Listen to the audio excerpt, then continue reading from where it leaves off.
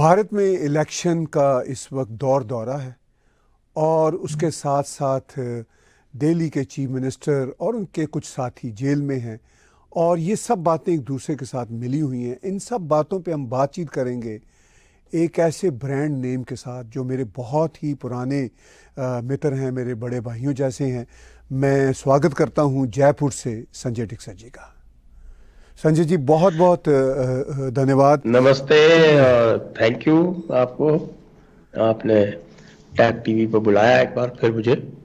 आपके बगैर हमारा टैग टीवी अधूरा है और मुझे याद है कि जब आपने अपना चैनल शुरू किया तो मुझे यही उम्मीद थी कि वो देखते ही देखते मिलियन क्रॉस करेगा। अब तो वो मिलियन से भी कहीं आगे निकल चुका है और आप खुद संजय जी एक ब्रांड बन चुके हैं, इसमें कोई शक वाली बात नहीं।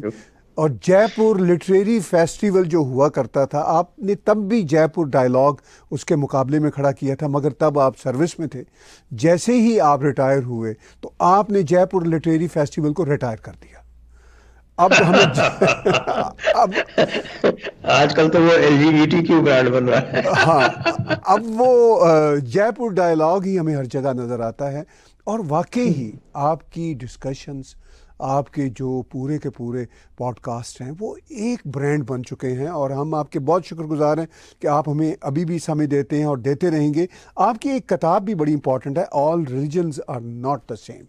मैं इस पे सिर्फ एक ही बात करूंगा, अगर ऑल रिलीजन सेम हो जाते तो फिर कैसे पता चलता कि कौन सा टॉलरेंट रिलीजन है, कौन सा इनटॉलरेंट रिलीजन है। ये भी तो एक बात है। हर इस पे भी हम चर्चा करेंगे। इस पे भी हम चर्चा करेंगे।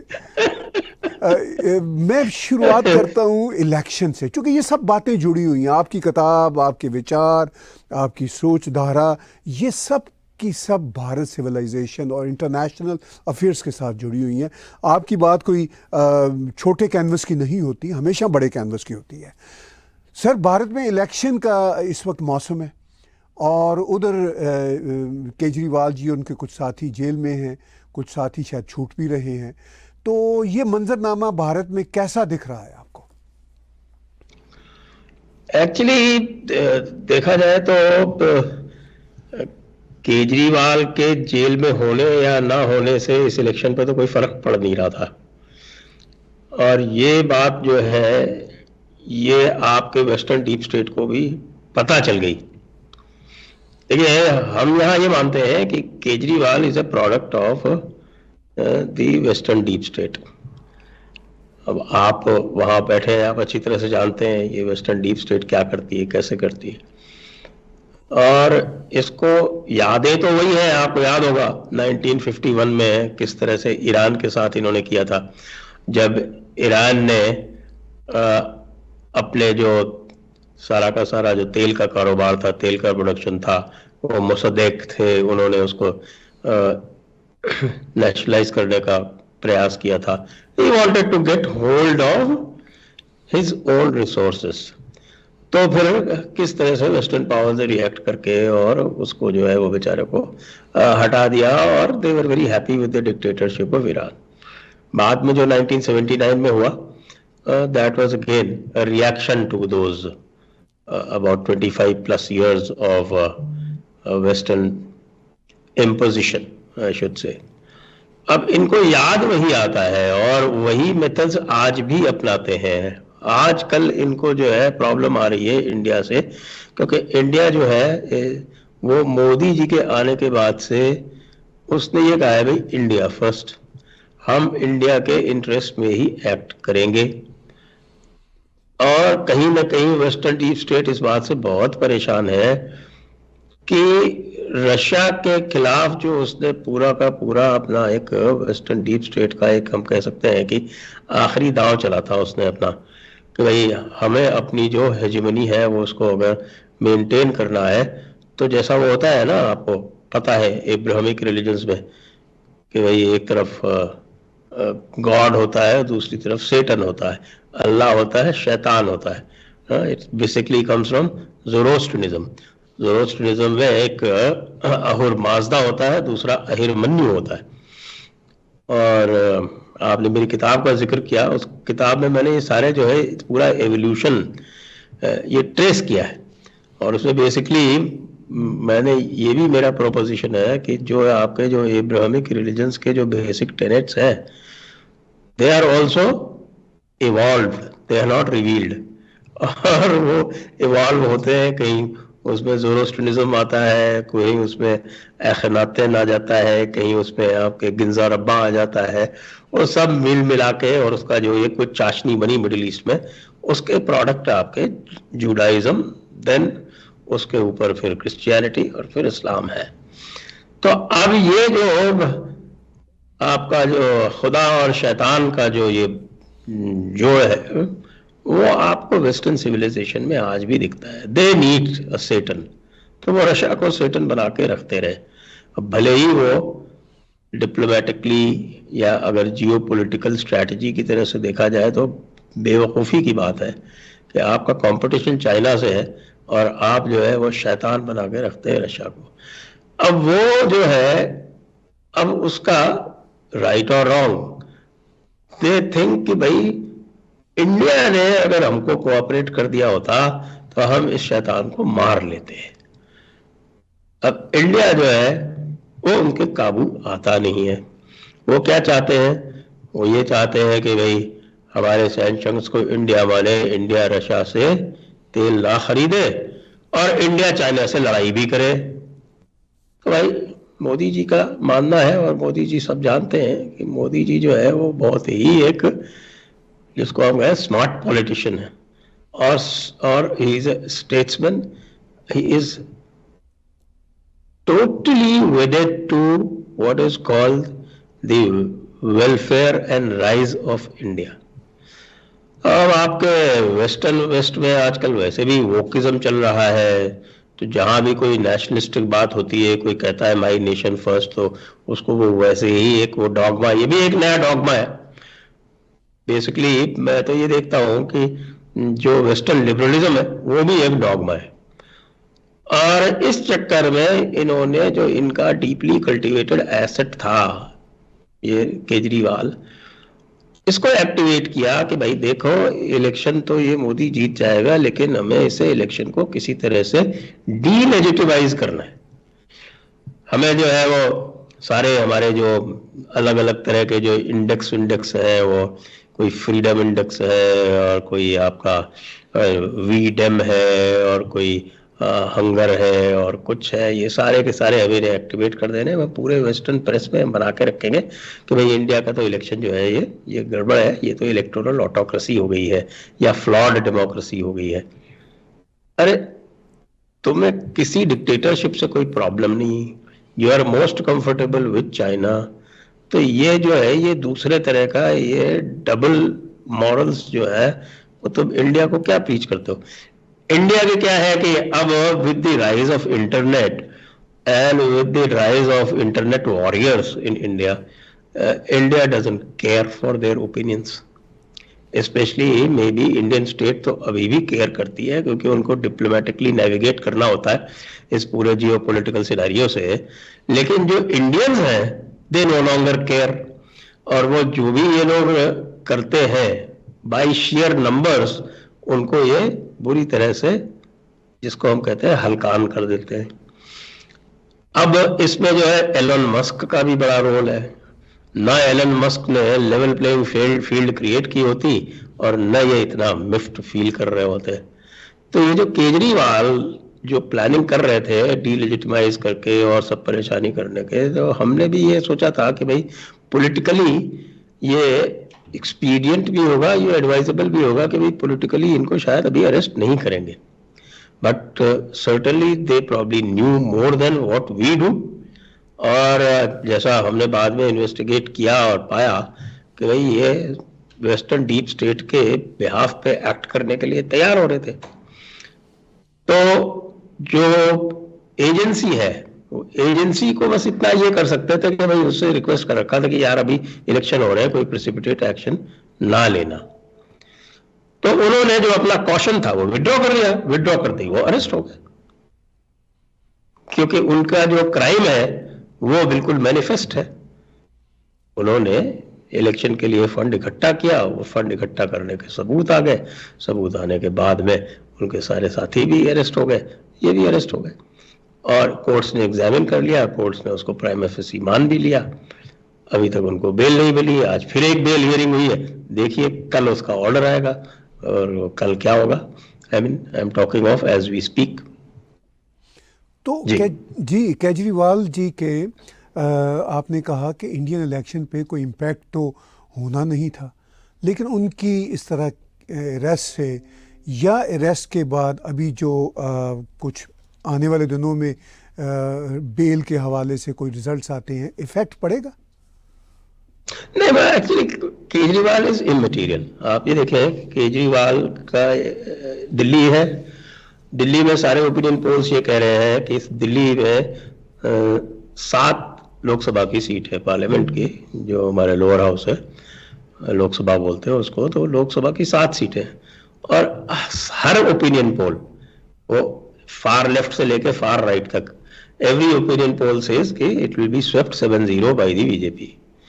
तो as far as Delhi is concerned, जो उनका जो बिल्कुल हम कहें स्ट्रॉन्ग होल्ड माना जाता है, जहां पर वो बड़ी एब्सोल्यूट और ब्रूट मेजॉरिटी से वो सरकार चला रहे हैं, वहां उनका ये हाल है।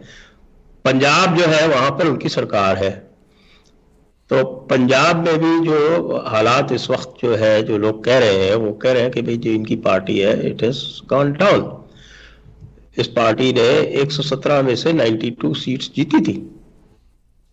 92 out of 117 is almost 3/4 majority. तो वो 3/4 मेजॉरिटी वाली जो पार्टी है, वो it is looking at winning at about 1/3 of the seats.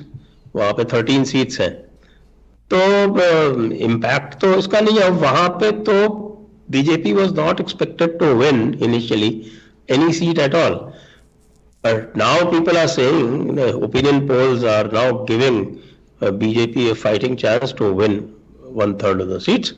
तो ये 3 से 4 सीट यहाँ अकेले जीत सकती है। तो as far as the electoral outcome is concerned, 543 seats are there।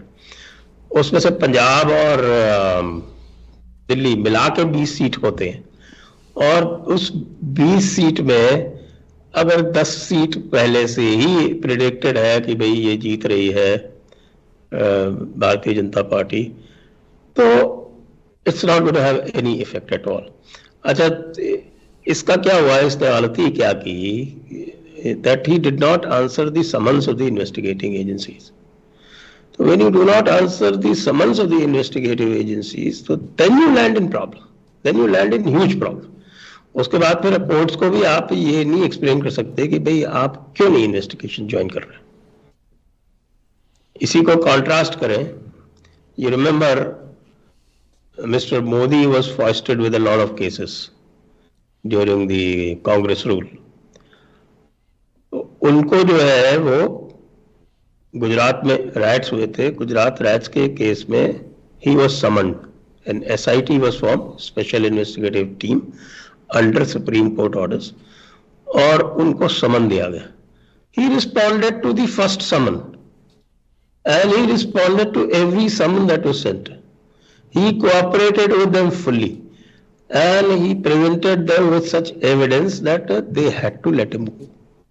तो आप जरा कॉन्ट्रास्ट कीजिए, वो उनका जो कॉन्फिडेंस था अपनी इनोसेंस में, वो बोलता है, और this man does not answer as many as 9 summons. The 10th time the police goes and arrests him. It's as simple as that। जी, आपने कहा कि केजरीवाल जी, अगर हम भारत की 530 प्लस सीटों में से देखें तो मैटर नहीं करते, दिल्ली में भी मैटर नहीं करते, और पंजाब में भी अगर कोई बहुत बड़ा तीर उनकी पार्टी मारेगी तो कोई 3-4 सीटें ले लेगी।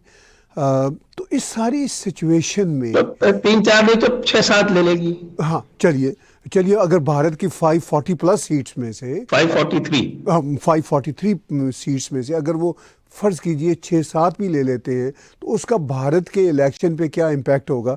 वो तो ऑलमोस्ट 0/0 होगा।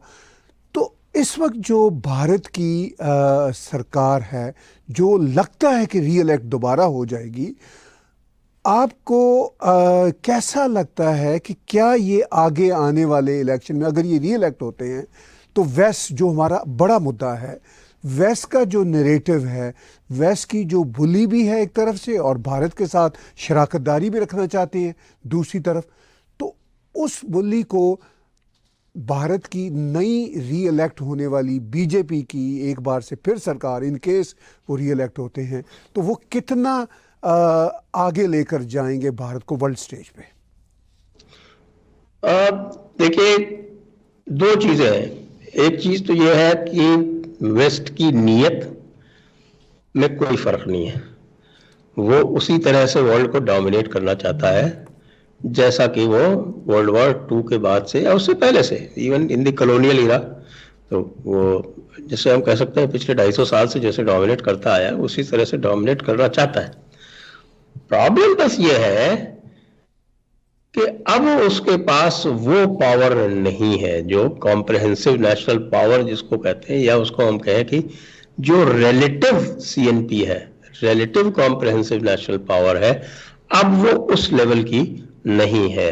अगर आप इसको कंपेयर करें 1990 से, तो डिफरेंस बिटवीन से the United states of India CNP and Indian CNP was somewhere like 10-1।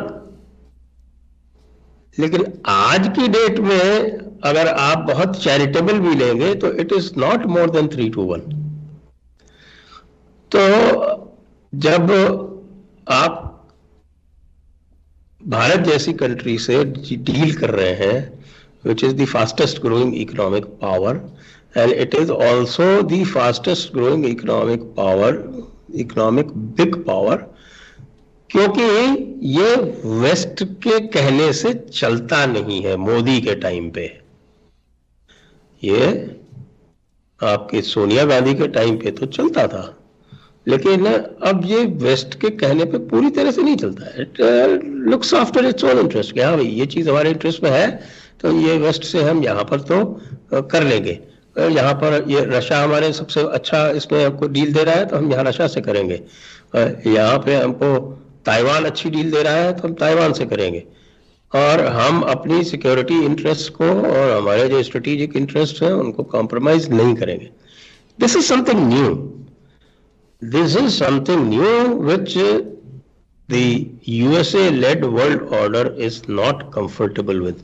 लेकिन अब प्रॉब्लम ये है इनके साथ में कि ये कुछ कर नहीं पा रहे हैं। बांग्लादेश का एग्जाम्पल लीजिए, बांग्लादेश में इन्होंने इलेक्शन में इंटरफेयर करने की भरसक कोशिश की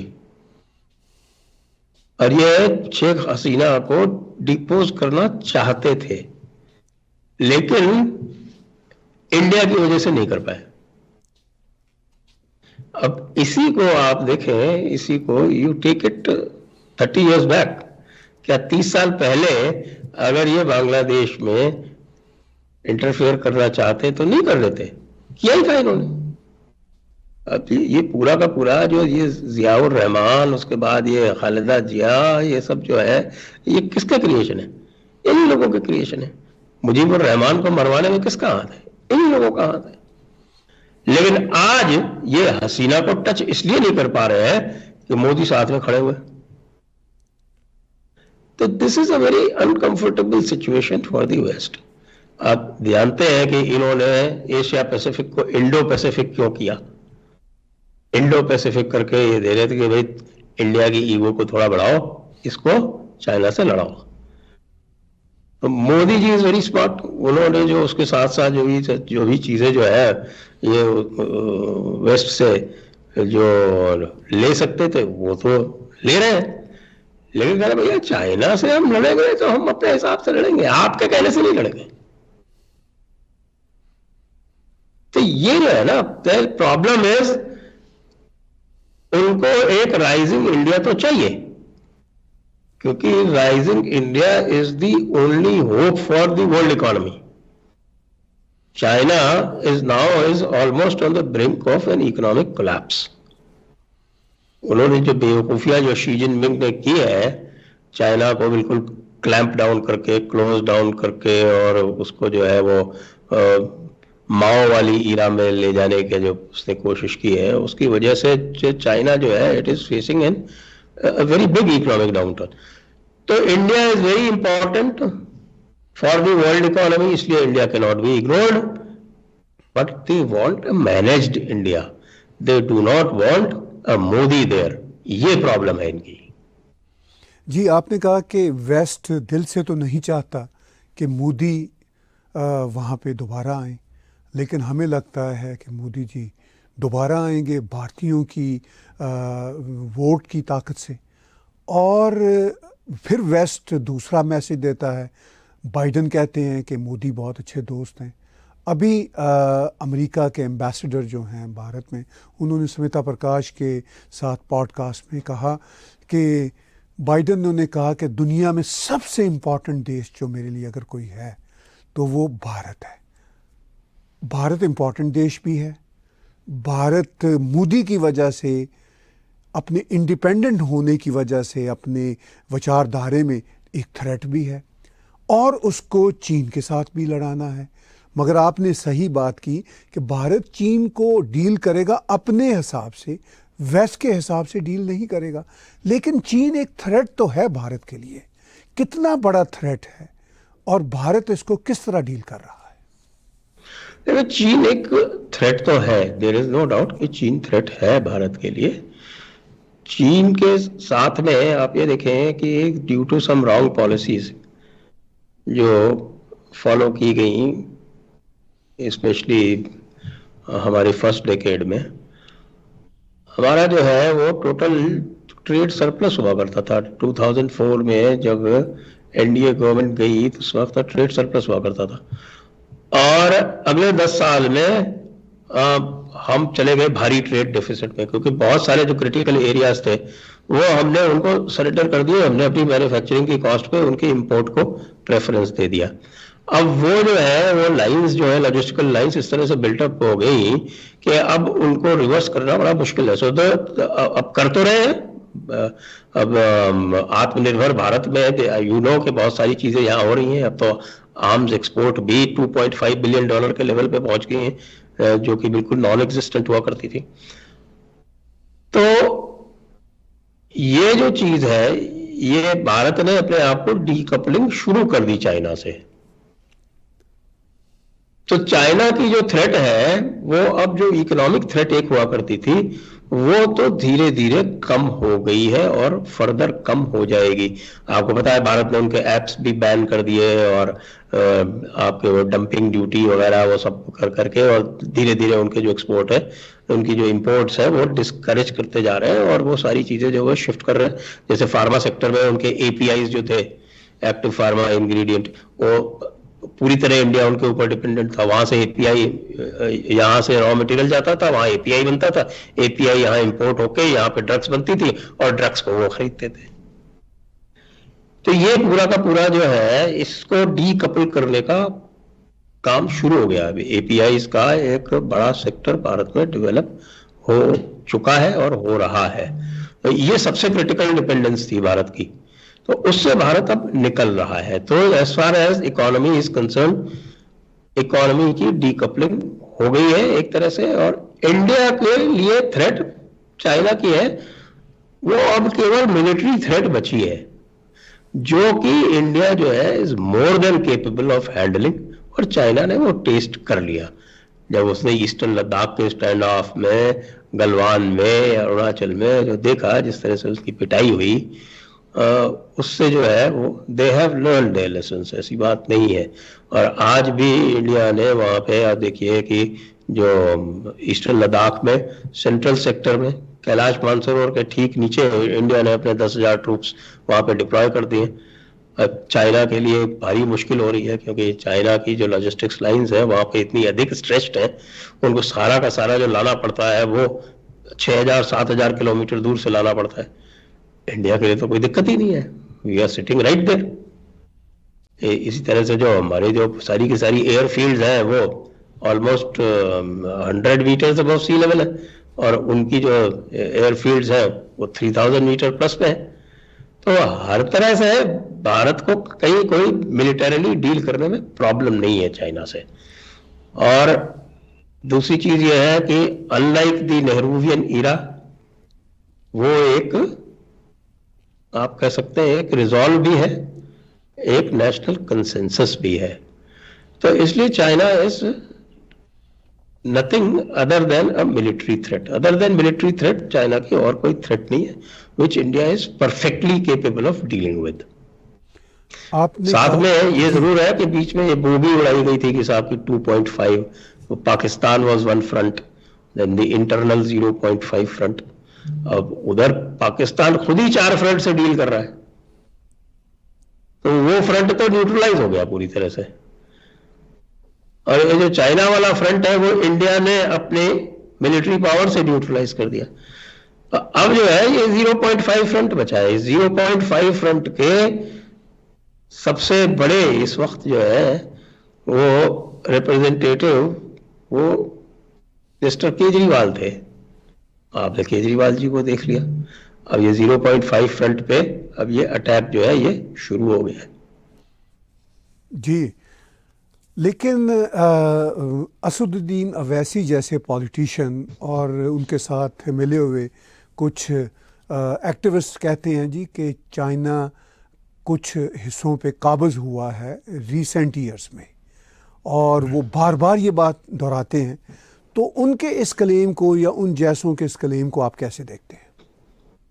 वो क्लेम तो देखिए फॉल्स है वैसे भी, क्योंकि वो जो एरियाज है ना, एक तो डेमचोक एरिया है, वहां पे भी यूपीए के टाइम पे हुआ था। अगर आप याद करें उस वक्त सलमान खुर्शीद जो थे वो उनको जो है वो जब लोगों ने पूछा तो उन्होंने कहा no it's like an acne on my cheek और समथिंग लाइक दैट, उसको इस तरह से डाउन प्ले किया उन्होंने। तो वो देपसांग एरिया है एक, वो थोड़ा सा अनडिफाइंड है, और ये डेमचोक एरिया है। और इसके ऊपर आप ये देखिए इंडिया ने इतना स्ट्रॉन्ग स्टैंड इस वक्त ले रखा है कि पहले तो लगातार जो है वो करते रहते थे, अब कहते हैं कि टॉक्स का जो इंडिया ने पूरा टेम्पलेट चेंज कर दिया। उन्होंने कहा नहीं, we will talk about not about status quo, but we will talk about status quo ante, जो आपने ये किया है, क्योंकि अनडिफाइंड बॉर्डर है, सबके अपने अपने अलग अलग परसेप्शन है, और ये जानबूझ के चाइना करता है, ये सब जगह करता रहा है। और ये तो जहां पर बॉर्डर का ऑफिशियल डीलिमिटेशन कर भी देता है और डिमार्केशन भी कर देता है, वहां भी घुस आता है अंदर, जैसे नेपाल में, जैसे आपके वियतनाम में, या कहीं भी वो तो करता रहता है, वो रशिया से भी करता है। तो that is not something that can be relied upon. तो वो जो हिस्टोरिकल क्लेम्स हैं, देखिए 65,000 स्क्वायर किलोमीटर्स नेहरू जी ने लूज किया। अब ये लोग उसको भी जो है वो मोदी के सर पे मर देते हैं, तो उसके लिए तो क्या किया जाए? कम से कम 2014 के बाद में there is nothing substantial. There is some area they have entered और there are some areas we have entered. अब ये चीजें खुल के कहीं नहीं जाती हैं, ना वो एग्जैक्टली बोलते हैं कि वो कहाँ एंटर हुए, ना हम एग्जैक्टली बोलते हैं हम कहाँ एंटर हुए। क्योंकि इफ वी डू दैट तो फिर दूसरा ये हो जाएगा, वो हमें कहेंगे कि नहीं नहीं देखिए ये खुद एक्सेप्ट कर रहे हैं कि हम उसके अंदर घुसे हैं। लेकिन जैसे हम लोग जो है, जो मिलिट्री वॉचर्स हैं, जो देखते हैं सारी चीजें, उनको ये पता है कि कम से कम मोदी के टाइम में जो वो सेज कि not an inch has been occupied, वो थोड़ा सा हम कहें कि वो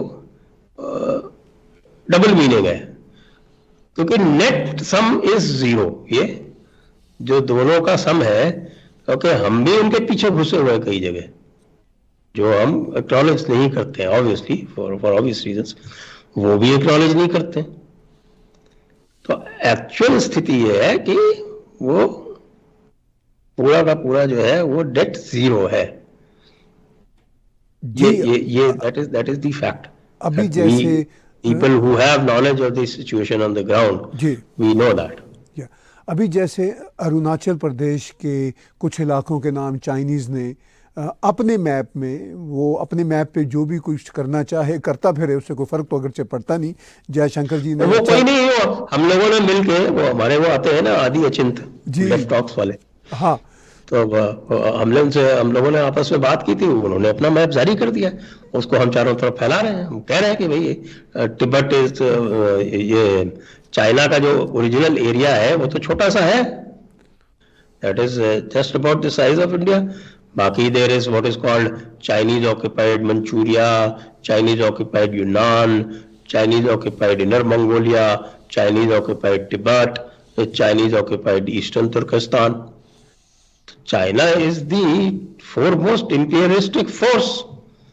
और ये एरियाज हमको सबको, आपको, हमको सबको मिलकर, वेस्ट को मिलकर वेकेट करवाने. जी, आपने बहुत सारे फ्रंट्स के हवाले से बातें की. चाइना का हमें मंजरनामा बताया आपने. भारत के साथ जिस तरह की इस वक्त इश्यूज़ की एक हिस्ट्री है वो भी आपने हमें ब्रीफली बताई. वेस्ट के जो अपने इंटरेस्ट हैं और जो अपनी हेजमनी है उसका भी आपने इजहार किया. भारत की पॉलिटिक्स, जो इंटरनल इश्यूज़ हैं, उसका भी आपने इजहार किया. अब मैं इन सब बातों को आपकी बुक के साथ भी जोड़ूंगा, साथ साथ हम बातचीत को लेकर चलेंगे. आपने कहा कि all religions are not the same, जो आपकी बुक है. अब मैं आपसे एग्री करता हूँ, होना भी नहीं चाहिए. मेरा पॉइंट ऑफ व्यू ये है अगर सब रिलीजन्स एक जैसे हो मेरी बुक जो है ना वो नॉर्मेटिव प्लेन पे नहीं है. हम इस पे हम नॉर्मेटिविज्म में नहीं जा रहे. हम ये नहीं कह रहे, उस बुक में मैं ये नहीं कह रहा क्या होना चाहिए क्या नहीं होना चाहिए. मैंने उसमें केवल एक ऑब्जेक्टिव एनालिसिस किया है. वो चूंकि आप तो रैशनल पॉलिटिकल साइंटिस्ट हैं, आप ऐसा ही करेंगे. लेकिन इशू ये है कि मैं जो थोड़ा सा डिफरेंट एंगल लेना चाहता हूँ. आपने पीछे जो अब्राहमिक रिलीजन्स हैं और सनातनी रिलीजन्स हैं उनका जिक्र किया, और ख़ास तौर पर अब्राहमिक रिलीजन्स में तीनों रिलीजन्स जो हैं वो कुछ उसमें इवॉल्व हुए, कुछ चेंज हुए, कुछ आज के आज वैसे के वैसे ही हैं. लेकिन जो इम्पॉर्टेंट बात हुई ख़ास तौर पर जो इन अब्राहमिक रिलीजन में इस्लाम की जब हम बात करें तो ये भी एक वेस्टर्न वर्ल्ड के लिए एक इशू रहा, स्पेशली 9/11 के बाद. और अब ये सूरत हाल है कि भारत की बहुत दोस्ती है, बहुत गहरी शराकतदारी है, जिनको हम गल्फ स्टेट्स बोलते हैं, और वो रिलीजियसली कोई चीज़ भारत पे इम्पोज नहीं करते. सऊदी अरब चेंज हो रहा है, यूएई ऑलरेडी चेंज हो चुका है, बहरीन ऑलरेडी चेंज है, ओमान ऑलरेडी चेंज है, और वो भारत को गले लगाते हैं, हिंदुत्व को गले लगाते हैं. तो इस सारे मंजरनामे को आप अपनी फिलॉसफी के कॉन्टेक्स्ट में कैसे देखते हैं? देखिए, ये जो है ना, ये इसमें दो तरह के फ्रेमवर्क्स हैं. इसमें हम देखें, ये जो है ना, ये आपको लगभग पूरी दुनिया को ये दो तरह के फ्रेमवर्क्स में आप बांट सकते हैं. उसमें एक फ्रेमवर्क जो है वो तो एक, आप ये कह सकते हैं कि भाई एक तो है जो एक एम्पिरिकल फ्रेमवर्क है, और एक फ्रेमवर्क जो है वो प्योरली डॉगमेटिक फ्रेमवर्क है, जो बिलीफ के ऊपर है, जो किताब में लिख दिया वही सही है. और रिवील्ड रिलीजन वाली के साथ ये रिवील्ड है. अब उसको आप यदि नेचर में जो हो रहा है उसके साथ में उसको कहे कि साहब ऐसा तो नहीं हो रहा है यहाँ पे, कि साहब दुनिया तो गोल है साहब, तो वो किताब को कोट करके आपको ये कहते हैं कि साहब की दुनिया गोल नहीं है, दुनिया फ्लैट है. क्यों फ्लैट है? क्योंकि किताब में लिखा हुआ है. ये एक फ्रेमवर्क की सबसे बड़ी ये प्रॉब्लम है. दूसरी फ्रेमवर्क की ये प्रॉब्लम है साहब, देखिए कि ये जो सनातन धर्म है ना, ये सनातन धर्म में कई बार जो है वो लोग इक्विवेलेंस निकालते हैं. आपके यहाँ भी ये लिखा हुआ है, आपके यहाँ भी वो लिखा हुआ है, और आपके पुराण में ऐसा लिखा है, वो ऐसा लिखा है, ऐसा लिखा है. वो ये भूल जाते हैं कि सनातन धर्म में जो कुछ भी लिखा है वो उपदेश है, वो निर्देश नहीं है. आप यू अंडरस्टैंड द डिफरेंस? जी बिल्कुल बिल्कुल. कह रहा हूं कि भाई प्रिस्क्रिप्टिव नहीं है यहाँ, हुक्म नहीं है, डिस्क्रिप्टिव है जी. यहाँ कमांडमेंट्स नहीं है जी, हुक्म नहीं है, वो हुक्मनामे नहीं है. वो आपको उपदेश देते हैं कि भाई देखिए दिस इज. उपदेश भी कैसे देते हैं? स्टोरीज के माध्यम से, दूसरों के बातों के माध्यम से, और अलग अलग तरीके से कि भाई इसने ऐसा ऐसा किया, इसने ऐसा ऐसा किया, और फिर ऐसा ऐसा. आप अगर पूरा महाभारत और रामायण अगर आप देखें तो महाभारत इज ऑलमोस्ट 100,000 श्लोकास. उसने हर तरह की ह्यूमन फ्रेलिटी को और हर तरह की ह्यूमन पावर को डिस्कस किया, कुछ छुपाया नहीं है उसमें। तो उसमें दुर्योधन भी है, तो उसमें युधिष्ठिर भी है, तो उसमें दुशासन भी है, तो उसमें अर्जुन भी है, उसमें कर्ण भी है, उसमें कृष्ण भी है। तो उसको जो है आपको समझने के लिए you need a lot of wisdom, जिसको हमारे यहाँ पावर ऑफ डिस्क्रिमिनेशन या विवेक कहते हैं। तो वो कहीं भी प्रिस्क्रिप्टिव नहीं, इसीलिए कहते हैं ना कि भाई सनातन धर्म में, Sanatan Dharma, you have to be a seeker. आपको जो है वो you have to reflect, you have to gain knowledge, ultimately knowledge is everything. और हमारे ये भी है, why I have written this book, उसका भी बड़ा अच्छा एक्सप्लेनेशन है। एक उपनिषद है, ईशावास्य उपनिषद जो है, उपनिषद आप जानते हैं, they are the highest form of human thought. उसमें ये लिखा है कि भाई आपको नॉलेज और एंटी नॉलेज दोनों की जानकारी होनी चाहिए। अगर आप जो है वो एंटी नॉलेज की जानकारी रखेंगे तो you will go into darkness, और आप खाली नॉलेज की जानकारी रखेंगे तो you will go into even greater darkness, you won't know what to do with it. इसलिए रिलीजन्स की तुलना भी आवश्यक है, उनका कंपैरिजन भी आवश्यक है। तो it is with that I have examined this. और इसमें अगर एसेंस अगर आप पूछना चाहे, वन वर्ड अगर आप कहें कि साहब एक वर्ड में आप डिस्क्राइब कर दीजिए कि दोनों में क्या डिफरेंस है, तो मैं कहूंगा भाई सारे डिफरेंसेस जो है they can be trace down to one single, you can call it belief, you can call it observation, और वो है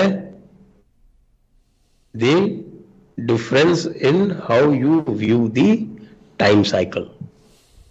क्या आपका जो टाइम साइकिल है, जैसे हमारा भारत का टाइम साइकिल इटर्नल है, it is called the cyclical और क्वासी साइक्लिकल टाइम। वेस्ट का जो है वो लीनियर है और फाइनाइट है, भारत का जो है वो इटर्नल है, इनफाइनाइट है, साइक्लिकल है और क्वासी साइक्लिकल है। इसका एक बड़ा अच्छा आप जानते हैं कि ये क्यों बनाया गया, ये लीनियर ऑल्सो इज कंस्ट्रक्टेड।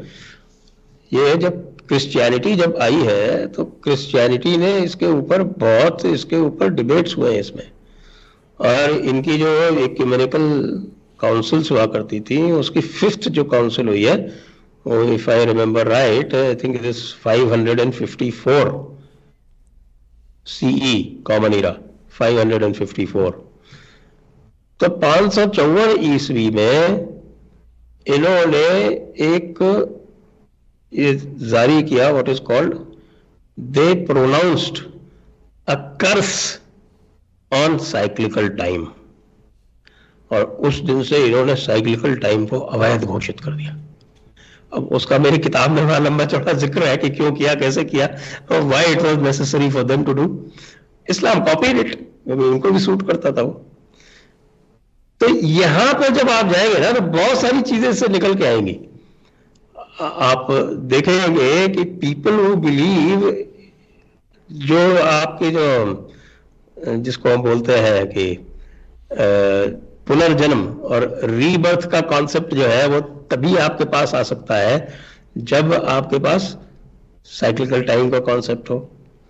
अगर आपके पास लीनियर टाइम का कॉन्सेप्ट होगा तो आप आखिरत के बारे में ही सोचेंगे, आप दूसरा नहीं सोच सकते, वो आपके अवेलेबल ही नहीं होगा आपको।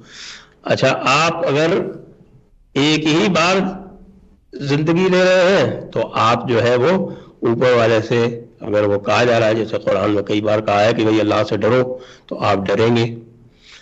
आप सनातन धर्म में कोई डरने का कॉन्सेप्ट ही नहीं है।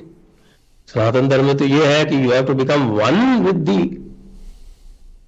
Greatest truth, you have to become one with God या ब्रह्म, जो भी आप उसको कहते हैं।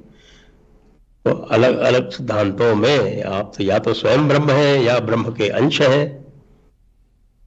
या ब्रह्म की छाया है, आप ब्रह्म से अलग नहीं है। तो उससे पूरा का पूरा कॉन्सेप्ट ही अलग हो जाता है कि how you look at nature. आप नेचर को कैसे देखते हैं। अब एक छोटा सा मैं इसको सुना देता हूँ कि कैसे, जो कहते हैं ना कि भाई टॉलरेंट एक्सेप्टिंग रिलीजन, सनातन धर्म is an accepting religion and these are intolerant religion. These are intolerant religion because they are conditioned by their time beliefs. अब अगर आपको ये कहा जाए कि कर्म सिद्धांत नहीं है, आप अच्छा कार्य करेंगे तो आपको अच्छे रिजल्ट मिलेंगे, ये जरूरी नहीं है। आप केवल अपनी बिलीफ से, if you have the right belief, not the right कर्म बट राइट बिलीफ, तो ये कर्म वर्सेस बिलीफ वाला भी इसमें आ जाता है कि जब आपको लीनियर टाइम और वन गॉड भी नहीं कहता मैं, I call it the only God syndrome, क्योंकि वन गॉड तो भाई जो हमारे सनातन धर्म में जिसको ब्रह्म कहते हैं, वो तो यही है कि साहब के ईशावास्य मिदम सर्वम, जो मैंने कहा कि जो ईश्वर है वो सब में व्याप्त है। वो सब में व्याप्त है यदि ईश्वर, तो फिर what is the difference? There should be no discrimination, there should be no difference. अब वहां तो डुअलिटी है, आपको पता है, खुदा और शैतान के बीच में ही डुअलिटी है, और बिलीवर नॉन बिलीवर के बीच की डुअलिटी है, तो वहां तो हर तरह की डुअलिटी है। और कोई वो वहां पे कोई ओनली कमांडमेंट्स है, यहाँ तो सारा का सारा डायलॉग है, पूरा का पूरा जो उपनिषद है, it is completely what is called dialogue, dialectic है वो सारा का सारा। तो ये जो डिफरेंसेस है ना, वो ultimately you can trace them down, if you want to trace them down to one point, you can trace them down to what kind of time you regard as true. तो ये मैं बहुत संक्षिप्त में ये आपको इस तरह से बता सकता हूं। इसीलिए रेजिमेंटेशन जो है वो इस्लाम में आसान हो जाता है, सनातन धर्म में रेजिमेंटेशन इतना आसान नहीं है। वहां पर आपका जो सैल्वेशन और व्हाटएवर इज कम्युनिटी बेस्ड, यहां पर it is purely individual based, each individual according to his own karma. यहां ये नहीं हो सकता कि साहब भगवान को भी पाप लगता है तो उनको भी नीचे आना पड़ता है मृत्युलोक में, उनका प्रायश्चित करने के लिए अवतार लेके आते हैं और जनता का सबका मृत्युलोक में सबका कल्याण करके फिर वापस जाते हैं। It is, you can see the height of thought कि कर्म से कोई भी छूटा नहीं है, अपने कर्म का सभी को हिसाब देना पड़ेगा। और कर्म भी जो है वो थॉट के लेवल पे है, वो आप जो है ब्लाइंड क्रिया करते हैं उस लेवल पे नहीं है। यही पे हमारे गांधी जी बात खा गए, क्योंकि वो हिंसा को जो है वो प्योरली जो एक्शन के लेवल पे ले आए। तो बेसिकली इसको अगर हम बॉइल डाउन करने की कोशिश करें तो ultimately it will all lead to the difference in what is called time belief or time observation or how you view time cycles. बहुत आपने थोड़े लफ्ज़ों में आपकी जो अपनी किताब है उसका आपने हमें एक एसेंस दिया, और आपकी बात बड़ी दिल को लगती है जब आप ये कहते हैं कि सनातन धर्म जो है वो उपदेश की बात है, निर्देश की बात नहीं, वो सीकर होने की बात है, इम्पोज करने की बात नहीं। वो इटर्नल टाइम साइकिल में अगर देखा जाए तो बात है लीनियर होने की बात नहीं। और आज की गुफ्तगू को मैं आपके साथ वाइंड अप करते हुए आखिर में आपसे कंक्लूसिव रिमार्क्स लूँगा। आपसे हमने बहुत सारी बातें की, आपकी किताब की बात की, भारत की पॉलिटिक्स की बात की, इंटरनेशनल सिनेरियो की बात की, भारत के इंटरनल जो छोटे छोटे पॉलिटिकल इश्यूज़ हैं उनकी बात की, और आपकी किताब को भी हमने साथ जोड़ा। और मुझे यूँ लगता है संजय भाई कि जो नया भारत है, ख़ास तौर पर 10 सालों से जो हम देख रहे हैं, और अगर इसी तरह ये भारत की जर्नी आगे चलती रही तो भारत सिर्फ इकोनॉमिक पावर ही नहीं, कल्चरल पावर ही नहीं, सिविलाइजेशनल पावर ही नहीं, थॉट की भी एक पावर है। इसलिए भारत दुनिया के साथ भी चलता है और अपनी इंडिविजुअलिटी भी कायम रखता है और रखेगा। मगर हमारे ईस्ट में जैसे चाइना है, जापान है, ये भी बहुत कुछ भारत की वैल्यूज़, इनकी वैल्यूज़ में घुसी और फिर वो कम्युनिज़म की वजह से चीज़ें वहाँ पे कंफ्यूज हो गई। तो आने वाले समय में भारत हमें इकोनॉमिक फ्रंट पे या पॉलिटिकल फ्रंट पे ही सिर्फ नज़र नहीं आता, मुझे यूँ लगता है कि अपने थॉट प्रोसेस में भी एक यूनिक पावर के तौर पर आगे नज़र आता है। आप इसकी पॉसिबिलिटी कैसे देखते हैं?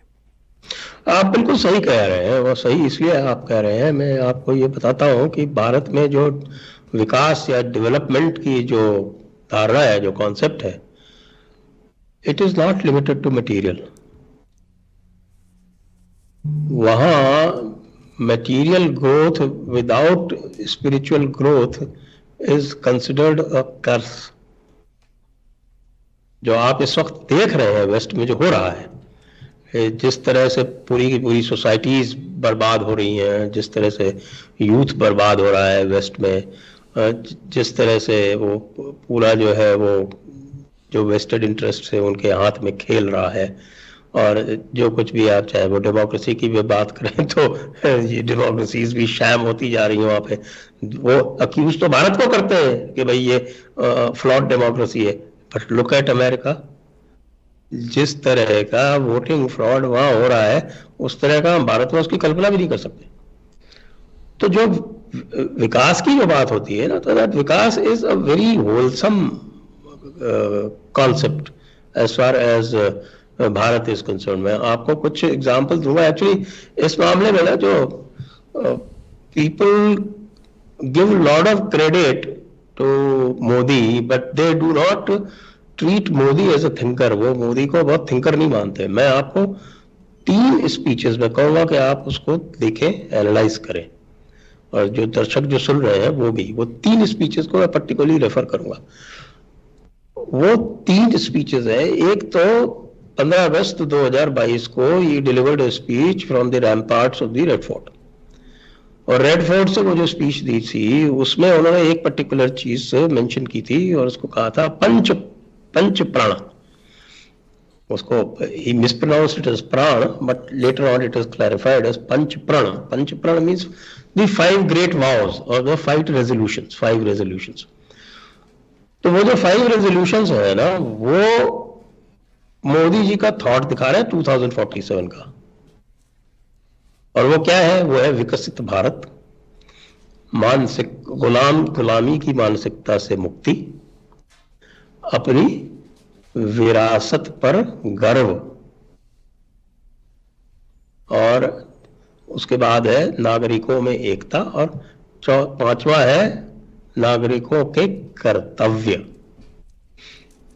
अब आप समझ रहे होंगे, let me translate it for some of मुझे वो तकरीर भी याद है सर, मुझे वो तकरीर भी याद है।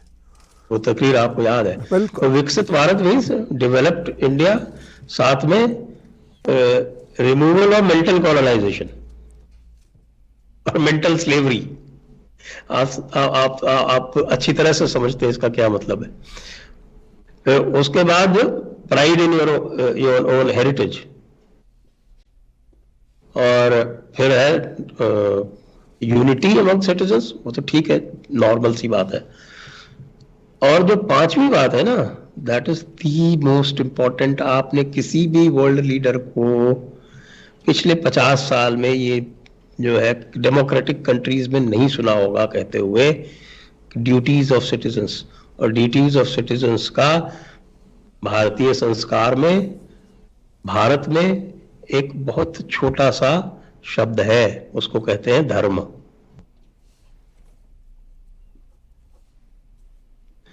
तो दिस इज हिज टेम्पलेट।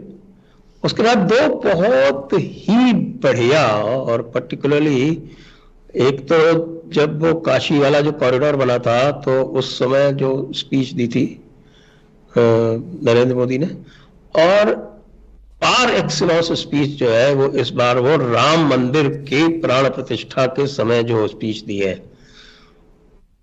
वो आप उसको समझने के लिए भी आपको जो है ना, you need a grounding in Sanatan literature. You need to know the basic roots of Sanatan to be even able to understand those speeches. जो कि आप अपनी ग्राउंडिंग से समझ सकते हैं, लेकिन दर्शकों को मैं कहूँगा कि जो सुन रहे हैं इसमें, कि they should go through those speeches very carefully और देखें कि he is actually laying out a vision. जो कहता है ना कि ये विजनरी नहीं है बंदा, ठीक है, ये he is an efficient person, hard worker है, एफिशिएंट है, बट आप बिल्कुल गलत फहमी जो है कोई भी भाई लोग जो देख रहे हैं वो ना पालें. The man has a vision. ये 3 स्पीचेस देख लीजिए, आपको क्लैरिटी आ जाएगी कि हाँ क्या ये कह क्या रहा है. ये वाकई जो बोलता है ना, मैं 1000 साल की बात कर रहा हूँ, तो ये 3 अगर आप सोचेंगे तो देखेंगे तो अंडरलाइंग एजेंडा आपको पता चल जाएगा. बहुत अच्छे ढंग से आपने आज की बात को कंक्लूड किया. मैं आपसे 100% एग्री करता हूँ और मैं ये बात एक लंबे समय से कह रहा हूँ कि प्राइम मिनिस्टर नरेंद्र मोदी एक वर्ल्ड लीडर ही नहीं, साइंटिस्ट हैं, पॉलिटिकल साइंटिस्ट हैं, थिंकर हैं, इंटेलेक्चुअल हैं.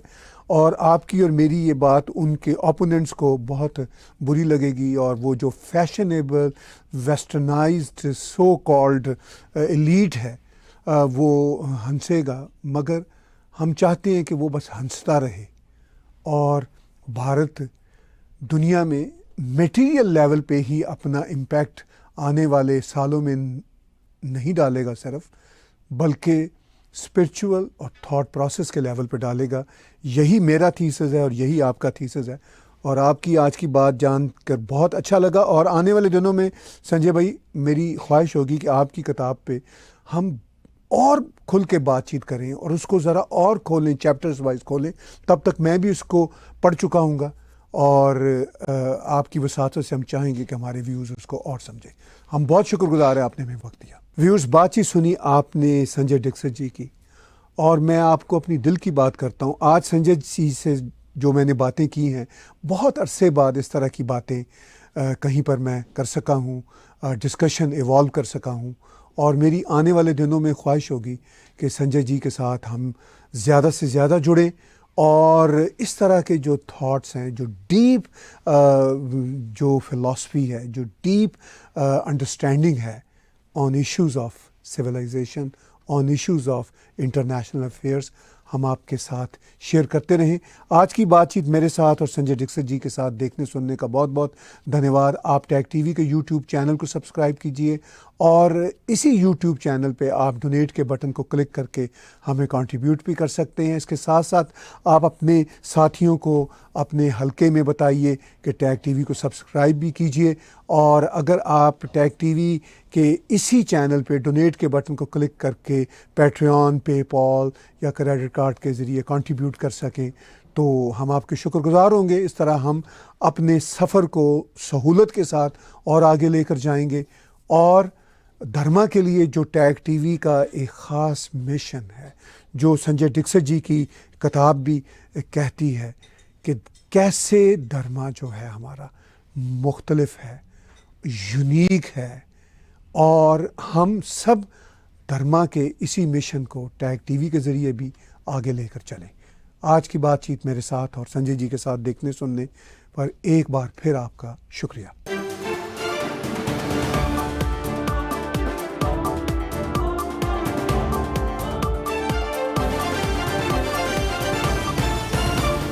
Subscribe Tag TV YouTube channel and press the notification button.